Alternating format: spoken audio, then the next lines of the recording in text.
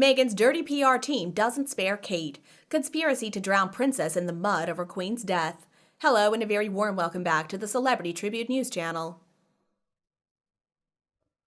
Recently, I came across some old news that in my opinion was slanderous against the Princess of Wales. So what I found was talking about the late Queen. It was saying that she was already dead and gone when her family learned, and they rushed to Scotland. And considering that Catherine did not bother to go, it was talking about that it was her children's first day of school, and saying that was comparatively insignificant. Now, the tone in this situation is important. The Queen passed away at 3:10 p.m. on Thursday, September 8th of 2022.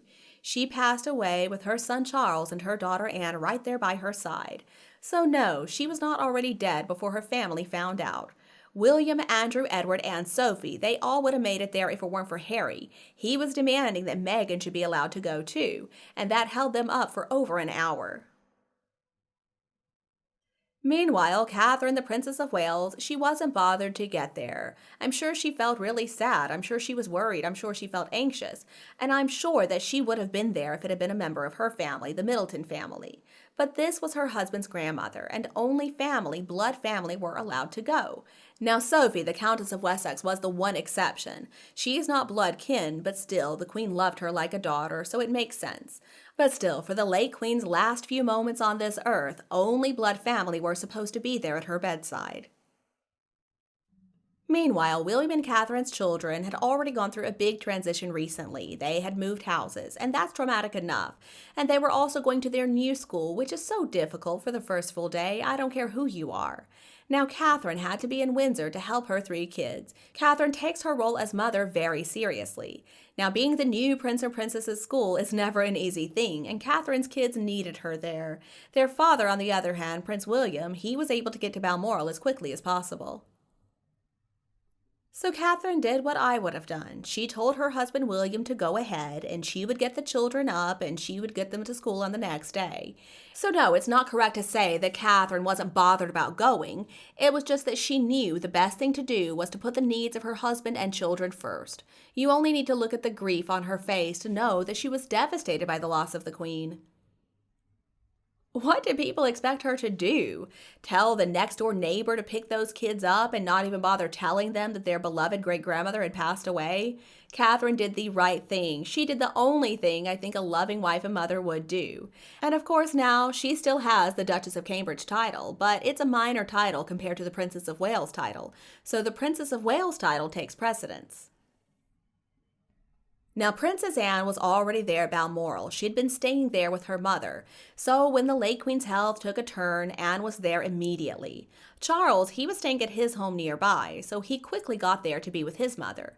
The late Queen's health took a turn for the worse in the morning, but it wasn't announced publicly until 12:30 p.m. So Princes Andrew and Edward, they were notified, and Prince William was too, because he is the direct heir. There were no other grandchildren who traveled to Balmoral except for Harry. What is ridiculous, though, is that Andrew, Edward, Sophie, and William were all together. They were ready to go. They were ready to get on that plane and fly to Scotland. But they ended up having to wait thanks to Harry and Meghan's insistence that Meghan should also be there. And I'm sure this was not the first time they had discussed the death of the Queen. They knew what they were going to do when that happened. They knew who was supposed to be there by her side as the late Queen passed away. Now, the royals who were supposed to be there by the Queen were already there, or they were on their way there. If nobody had had to wait for Harry, then 2 sons and 1 grandson would have been able to say their goodbyes. Everybody knew the Queen's health was rapidly declining, and she had lost a lot of weight too. At the time, of course, we, the public, did not know that she had cancer, but we could guess that there was something seriously wrong. The family members, though, they knew what was going on. All of them knew. When it became obvious that this was the end, that Elizabeth was going to die on this very day, everybody who was supposed to be there with her moved to make it so. And I've read reports that the family ignored Harry during that week after the Queen passed away, not because he's always spilling private conversations to the media, but because it was Harry who made them too late to say goodbye. Harry just so happened to be in the UK at the time of the Queen's death. Now, normally, of course, he lives in California, and he wasn't even supposed to be there with her to say goodbye, but since he was around, Harry was invited to join. The Queen loved him even after he broke her heart on so many different occasions. No grandchildren other than Prince William flew to Balmoral on the day the Queen passed away. And Harry, who made it there 3 hours later than Andrew, Edward, and William, of course, too. This would have been arranged beforehand, I'm sure. Harry was supposed to join, but he was insisting that Meghan should be there too, and that was what caused them to be late.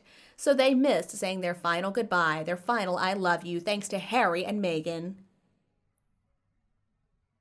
So let's look at who was there and who was not there. Was Peter Phillips, the husband of Zara Phillips, there? Well, absolutely not. Was Zara Phillips there, even though she did have a close relationship with the late Queen? No. Was Beatrice there, who was so close to the Queen that she wore the late Queen's dress as her own wedding dress? Again, no. So why exactly was it decided that William should be there? Well, there was a good reason why William was chosen. This was a very important day historically. On this day, September 8th of 2022, Queen Elizabeth II's longest reign ended and King Charles's reign started. So Prince William became the Prince of Wales. That is a historic occasion. And Catherine was also not included on the list of people who were supposed to be there. Now, the truth of the matter is, when a parent passes away, they want their spouse there if their spouse is still living, and they want their kids around them. They love their grandchildren, but it's different when it's your own child. That's because the bond is a lot stronger. Mothers and daughters, mothers and sons, it's a whole different story. And even though I'm sure the late Queen absolutely loved Catherine, she's not her granddaughter. She is not blood kin. Catherine, even with the promotion, had her own job to do that day, and that was making certain that the next Prince of Wales made it through his first day of school in spite of his great-grandmother passing away on that very same day. Catherine was exactly where she should have been. She was doing what she should have been doing. And I do believe the late Queen insisted on things turning out that way. Children and William only, and of course Sophie.